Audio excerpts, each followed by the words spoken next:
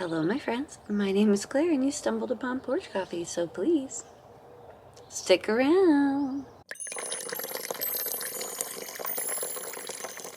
Hi, friends. My name is Claire, and this is my channel, Woodshed Theory. Here, I make content about what it is like to live as an adult on the autism spectrum and whatever else feels good to me. So if that sounds good to you, or if you're feeling particularly gracious today, and I hope that you are, please go ahead and click the subscribe button, ring the bell.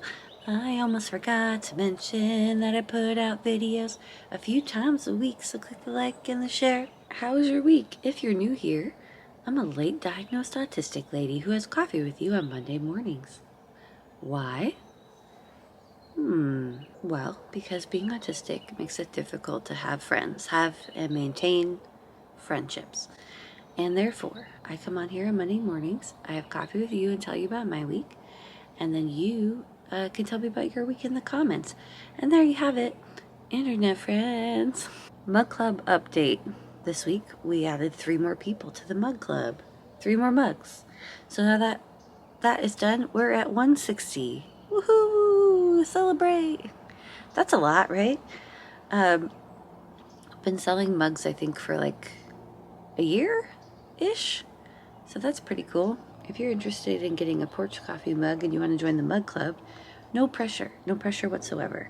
It's a way to support me and, help with the channel. But if you'd like to, you can go to woodshedtheory.com and pick one up there. But remember, Mug Club is in our hearts, so you don't have to get one. Nothing I do ever is there any pressure to do anything. Oh, okay. And then memberships update. I told you last week we started memberships. We're about a week and a half in, and I would say I'm very surprised at how many of you have signed up for a membership. For $1.99 a month, you get the little alien next to your name, and then the reason I'm bringing this up, I promise I won't bring it up every time. The reason I'm bringing it up is because you get the little alien next to your name. There's going to be a live stream, members only live stream once a month, which should be coming up. I'll have that scheduled this coming up, maybe this coming weekend. So members, watch out for that. And then the emojis is why I'm bringing it up, is because you get custom emojis if you'd like them. And my sister who's a graphic designer, graphic artist, has been designing some emojis for me. And originally we just had the green ball of yarn, which was amazing. But now we also have my yellow Woodshed Theory hat, and we have the third eye emoji, and then finally we have the Porch Coffee mug emoji. How exciting is that? So thank you to my sister for all that she's doing for me with that. That's so kind of her. If you do have a membership, if you could use the emojis down in the comments below and show everyone what they look like, that would be very helpful to me, because when you make an emoji, it's got to be very small. And when I post something about what they look like, they get really pixelated. Maybe I'll figure out a way to show you what they look like on the screen here, maybe. If I remember. How was your week? Mine was okay. I've been busy. I had a video out this week about observable traits of autism. I went over a few of the things that I missed in myself that could be observed. Also, I thought it was helpful because autism obviously doesn't have a look. Some people disagreed with me there. Like they could see it in other people. Like, oh, I could just tell. But maybe you can. Maybe you have a super sense.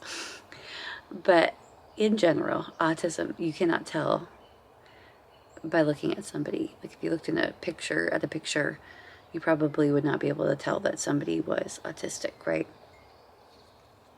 It's in your mind. No, that makes it sound like it's all in your head. It's not. It is a neurodevelopmental condition. Is that how you say it? Anyway, it's not outside of your body. It's inside of your body. But there are observable traits of autism that might hint towards autism. So I went over some of those. People really seem to be resonating with that video, which was exciting.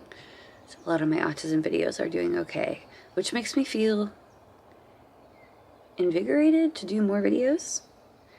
That they're doing well, so that makes me happy. And then, of course, the big thing that happened this week is I did a episode of the podcast with Meg from I'm Autistic Now What. I don't know if she watches these, but if you do, Meg, I had such a great time. And I just felt like our conversation was very natural and that we both enjoyed it. From our conversation, I felt that she was a very nice person. I don't want to like overstate it because we're not like close friends who've known each other for a long time. But our conversation just warmed my heart. I was telling people that what I've realized is that doing the Autistic People Talking podcast has been very healing for me. Like talking to other autistic people and just having a conversation about our lives. Not that when I did the Autism World Tour that wasn't healing, but this is like more casual than that. And it's just kind of, let's see where the conversation goes. I do ask some questions so that we can kind of get a background to get the ball rolling, but it's a lot more casual than the World Tour was. Kind of able to just see where the conversation takes us, and some of these podcast conversations have really taken us to really, for me, they've taken me to a really healing place of like, oh, I'm not alone. This is really nice. So you can check the podcast out if you want. It is so long. Whoops. It's my podcast. It can be as long as I want it to be, right? But I've been trying to keep them around like an hour, but now they kept getting longer. The first few were like an hour and 10 minutes. Then Orion's was like hour 30, and this one was an hour and 40. And if I had let the conversation keep going, I think Meg and I could have talked all for hours. I was having a great time.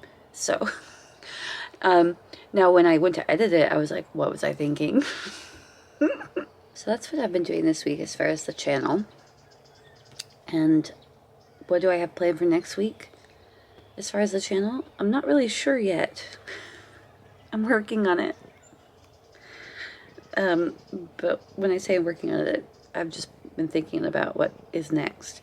What I've really been working on all week is getting ready for the hat drop this week. So my goal is to have the hat drop on Wednesday, the 20th.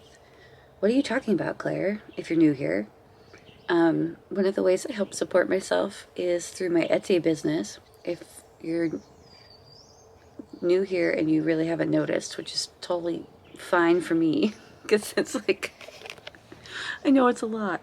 I love yarn and fiber, and that's one of my special interests, and I collect it, curate it. I have a curated collection. So anyway, to help with that and to like keep the hoard under control, because I like to do videos and show people, and like it's part of my business, right? So because of all this, part of my business is to make hats on my knitting machine. So I make handcrafted knitwear. I also do crochet projects and sell them, and I do that on my Etsy. I try to do it once a month. I have a goal this year to sell 250 items. We're we're on our way. Everyone's been so generous. But I do it in like drop style, which means that I don't just update it all the time, or I don't do special orders, because that for me as an autistic person I think would be a little overwhelming.